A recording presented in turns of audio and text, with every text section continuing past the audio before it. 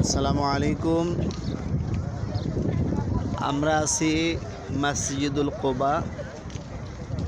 রাসূলুল্লাহ সাল্লাল্লাহু আলাইহি ওয়াসাল্লাম যখন আল্লাহ সুবহানাহু ওয়া তাআলার কাছে ফরিয়াদ করেছিলেন যে আমার বড় মন চায় আমি কাবার দিকে ফিরে নামাজ পড়ি, বাইতুল্লাহর দিকে ফিরে, আল্লাহ সুবহানাহু ওয়া তাআলা তার দোয়াকে কবুল করেছেন। কবুল করার পরে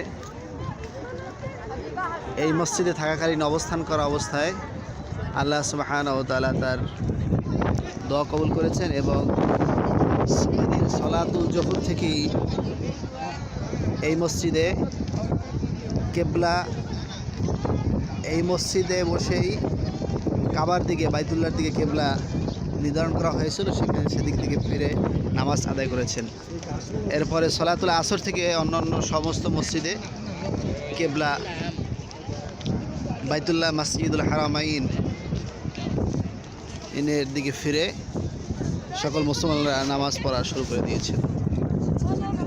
এখানে অনেক দর্শনার্থীরা এসেছেন। দেখেন মসজিদুল কিবলাতাইন।